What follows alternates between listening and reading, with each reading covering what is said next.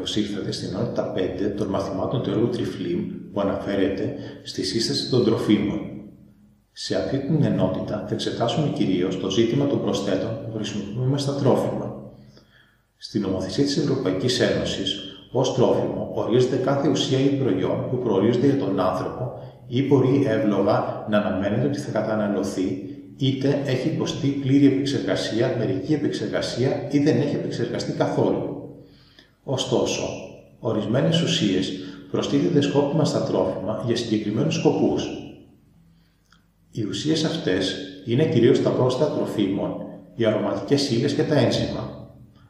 Ως πρόσθετο νοείται κάθε ουσία που συνήθως δεν καταναλώνεται αυτή καθ' αυτή ως τρόφιμο και δεν χρησιμοποιείται συνήθως ως χαρακτηριστικό συστατικό τροφίμων, είτε έχει θρεπτική αξία είτε όχι, και της οποίας η σκόπιμη προσθήκη στο τρόφιμο έχει ένα τεχνολογικό σκοπό κατά την παρασκευή, τη μεταποίηση, την προετοιμασία, την επεξεργασία, τη συσκευασία, τη μεταφορά ή την αποθήκευση του τροφίμου αυτού.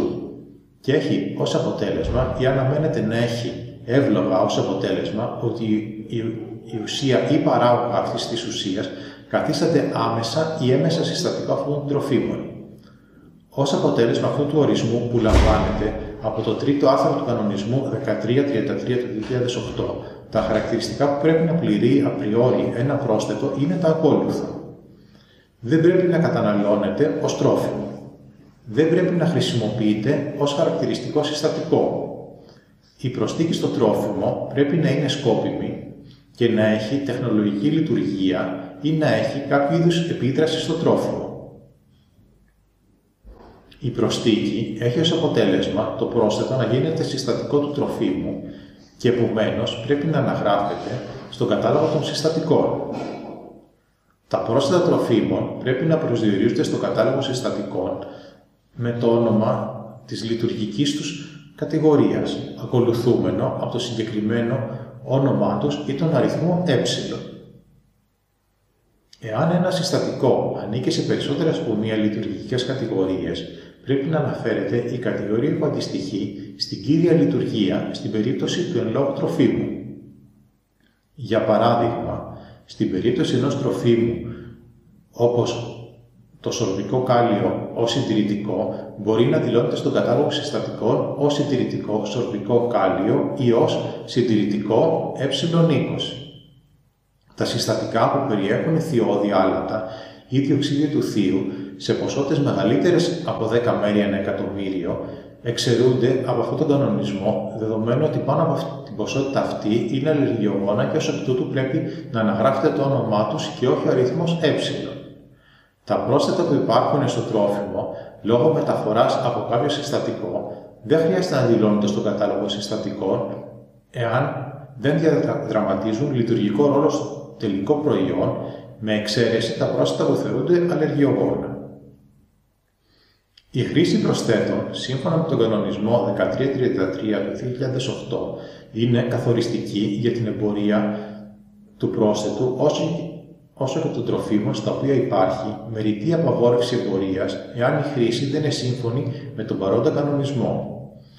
Εκτός από την προαναφερθής απαγόρευση, ο κανονισμός θεσπίζει δύο ακόμη είδη απαγορεύσεων.